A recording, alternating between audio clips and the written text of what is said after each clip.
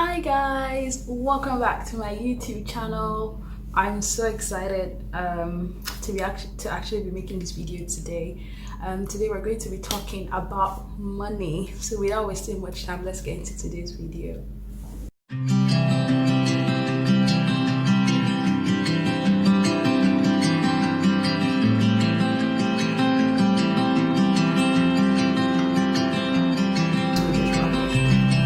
So let me just give you a background story as to why I'm actually making this video.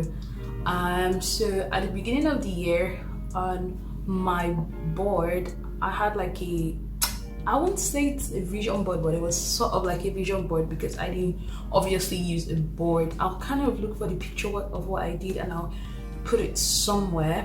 So what I had was like stickies of my goals. I arranged them into tiers, like tier 1 goal, tier 2, tier 3. And one of my goals this year was to really improve my finances. You know, I wanted to have multiple sources of income aside from my 9-to-5 job, which is kind of also the second reason why I started out the YouTube channel. I'm just going to be very honest with you. Yes, I like to talk and I like to share, but one of the reasons why I'm doing YouTube is because I need to make extra cash. So please, I just if you want to help me out, please, all you just need to do, you don't have to give me money, you just need to subscribe, share my video so that other people can also get to know about my channel and also subscribe. You know, the more subscribers and watch time I have, the faster I can get monetized and a baby girl can start flexing, you know, because yes, so at the beginning of the year, that was one of my goals.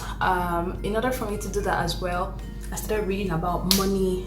One book that I read that really changed my, I would say, the way I saw money was The Richest Man in Babylon. If you haven't read that book, really nice. If you're like me and you don't like to proper read hard copy books, good for you. You can also find it on Audible. I listened to the audiobook. I've actually listened to that book twice and I'm going to actually listen to it a third time.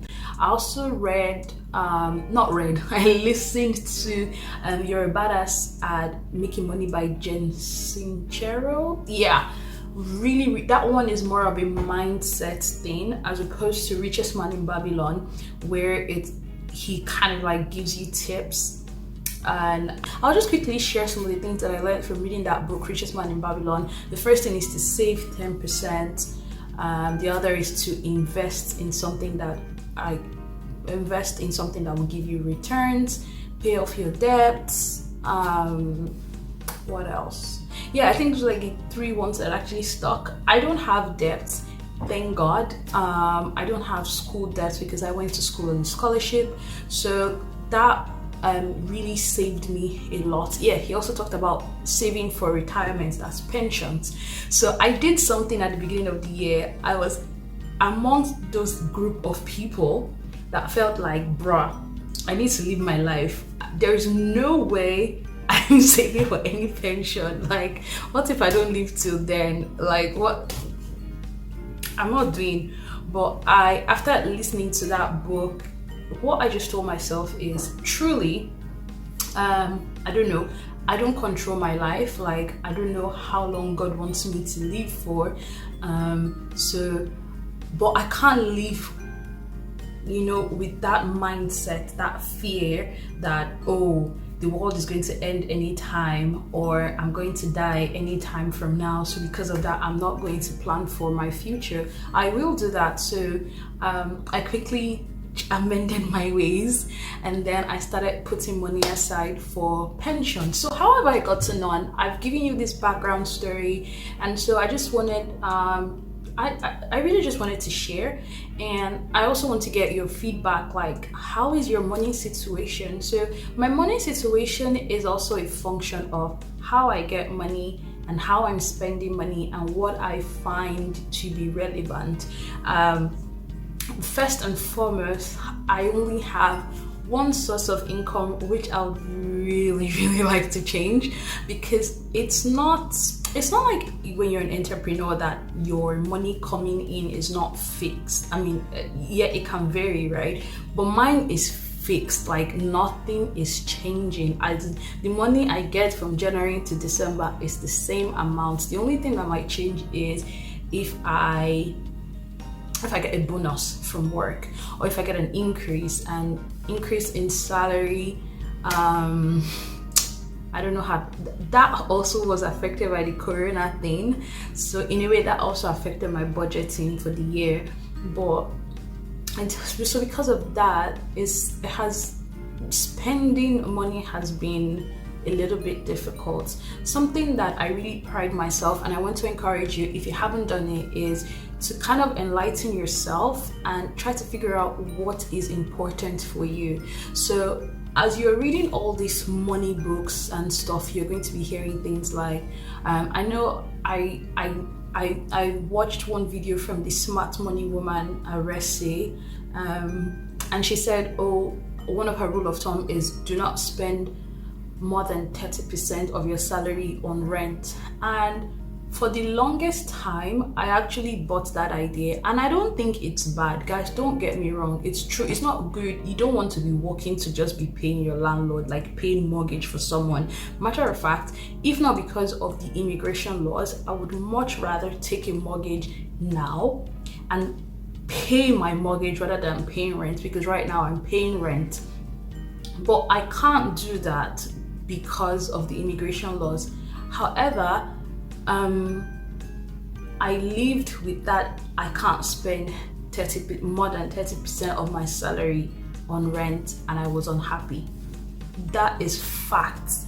So sometimes I think what I really want to bring out in this video is that in as much as you're budgeting and you're taking all this advice and tips from all these professionals and people, authors, from books, think about what you really value. So find out what makes you happy, and I don't think it's a bad thing to allocate more money to that thing. For me, it was the house. Like this house, I know it's a really tiny studio, but living in a very comfortable place has always been priority for me, because I spend most of my time here. My space actually energizes me and makes me inspired to do stuff. And I've said it before in one of my previous videos, like that was why I couldn't really make more videos in my old place, because I just had a lot of issues with the place and I was not really motivated. I was really demotivated in that space. But now that I have a newer space, I'm way happier. I'm so excited to actually be in this space. So don't let that rule of thumb. Find what works for you, find your sweet spot. Just those tips or rules that they give is just like a guideline. Use it as a guideline. Like initially, like I said, I was saving 20%, right? But that was because I had a goal. I had a goal to get to a certain amount in savings, and that's what I call like my rainy day fund. And I wanted to save up to a point whereby if I was out of a job for a year, I will be fine. Like a year. I'd done that before. This tip, I actually learned it when I was in uni, when I was in France. And even from my tiny salary, I was saving so much because I didn't know what the future held for me. And trust me, it worked, because like I mentioned, if you haven't seen that my video of how I relocated, there was actually a period of time where I was without a job. And because I was on a scholarship, once school had ended, I wasn't getting money from anywhere else. So I was solely dependent on that money that I'd saved, because I couldn't call back home and I didn't want to go back home. And even if I had to go back home, I was going to be the one to buy myself a return ticket. So having that rainy day savings is really important. And no matter how much you're earning, always keep some money aside. So initially I started out with 20%. Now I've reached that goal and I kind of relaxed the reins a little bit. I know it's, for some people it's like, why? You've been at 20, why are you reducing it to 10? What happened was what I did in reverse was I increased the amount of money in my investment portfolio. So initially I used to say I was investing just 5% of my salary, but now I'm investing 15%. So it's kind of like I took out that 10, so I kind of shifted it because I needed that to grow, that rainy day fund to grow. And now I've shifted it on to the investment part of it. And then of course the pension is still at 10, because I can't do anything about that right now. My salary hasn't changed, but obviously as my salary increases, the funny thing is, as your salary increases, all these other things, you want to increase them. So it's not like your standard of life is necessarily changing. So for me, I think where the part that I'm struggling with is having flex money. Flex, meaning I like to shop, I like to buy nice things for myself, I like to travel, I like to give gifts to people, I like to go to nice restaurants and eat, but I don't do that most of the time. I also have responsibility of taking care of my parents. I also have to, I'm a believer in tithing and paying offering, so I always do that as well. So you need to look at all these things and then figure out how you're going to use your money wisely. So what I did this year in terms of spending was I said I would only do or have one major project that I know that I'm going to fund, and then I would have a small project that even if I don't do it, I will not be offended that I didn't achieve that. And then the others will go into savings, into giving, and then of course my daily upkeep. But it has been difficult. Things haven't gone according to plan. But don't get me wrong, it doesn't mean that I stick to my plan every month. It is good to be disciplined, but it's also good to be flexible.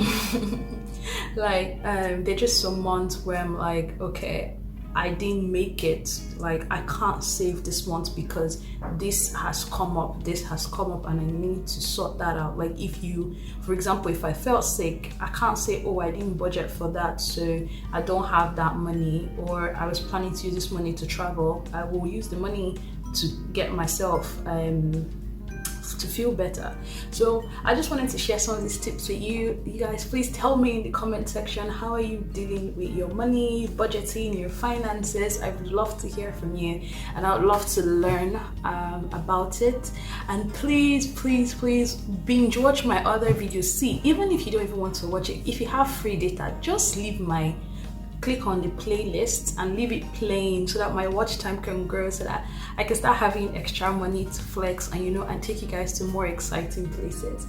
I really hope you enjoyed this video, and remember, God bless you and remain in God. Bye.